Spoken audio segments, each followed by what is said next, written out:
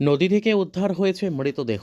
তারপর সেই মৃতদেহ নিয়েই একাংশ পাহাড়ি বাঙালিরা জড়ালো ঝামেলায়। নিখোঁজের দুদিন পর নদী থেকে উদ্ধার হয়েছে যুবকের মৃতদেহ। ঘটনায় পুলিশের জালে দুই অভিযুক্ত।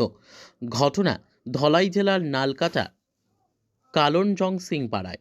মৃত যুবকের নাম পরিতোষ বিশ্বাস। মৃতের পরিবার সূত্রে খবর, গত শনিবার রাতে গ্রামেই এক উপজাতি বাড়িতে নেমন্তন্ন খেতে যায় ওই যুবক। তারপর থেকেই নিখোঁজ ছিল নালকাটা কালনজয় সিংপাড়ার বাসিন্দা জগমোহন বিশ্বাসের ৩৬ বর্ষীয় পেশায় দিনমজুর ছেলে পরিতোষ। ছেলের খোঁজ না পেয়ে সোমবার মনু থানায় নিখোঁজ ডায়েরি করা হয় তার পরিবারের তরফে। অবশেষে মঙ্গলবার এলাকার মনু নদীতে একটি দেহ ভাসতে দেখে সন্দেহ হয় স্থানীয়দের। তারা খবর দেয় পুলিশে। ঘটনাস্থলে মহকুমা পুলিশ আধিকারিকের নেতৃত্বে পুলিশ এবং মৃতের পরিবারের লোকজন ছুটে গিয়ে দেহ শনাক্ত করে। এই ঘটনাকে ঘিরে একাংশ পাহাড়ি বাঙালিদের মধ্যে মুহূর্তেই সৃষ্টি হয় চরম উত্তেজনা।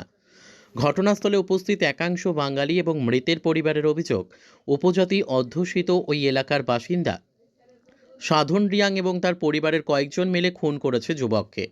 এর ভিত্তিতে এলাকার কয়েকজন হঠাৎই ঘটনাস্থলে অভিযুক্তের দিকে মারমুখী কায়দায় তেড়ে যেতেই বাধে তীব্র ঝামেলা।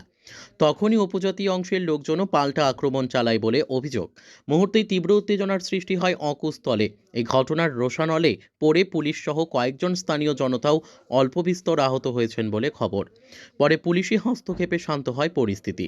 মৃতের পরিবারে বাবা, মা, স্ত্রী সহ এক ছেলে এবং এক মেয়ে রয়েছে।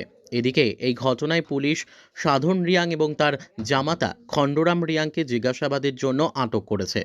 এই ঘটনাকে ঘিরে একদিকে যেমন শোকের ছায়া নেমে আসে, পাশাপাশি থমথমে পরিস্থিতিও বিরাজ করছে গোটা এলাকায়। এদিকে পুলিশ শান্তি বজায় রাখতে তৎপর। বাড়ি থেকে গেছে যারা আইছে না মানে আর আপনি রাত্রে কোনো কল টল আর করছো না? আমি আর ফোন করছি না, আমি তো অন্যদিন করি, দিন আর করছি না। আমি 5টার সময় রাজা কই আর মোবাইলটা টেবিল থেকে নিয়েছি, নিয়ে এসে দেখো একটু ফোন করে দিকে সুইচ অফ। এই সময় আমার মনে বাড়ি মারছে। তুই রাতে যখন করছো তখনই সুইচ অফ দেখছো? Switch off. কয়টা নাগাদ এটা? রাত্রে আমি আর করছি না। বুঝি পরের দিন যখন সকালে কইছো? রাত্রে তো আমি জানি আইবো বাড়ি। আইলো না 10 টাকা তো করছে। আইয়ে প্রায় সময় তো আইয়ে এরকম আইবো 10 টাকা বাজবে। Bureau report, news daily Bharat.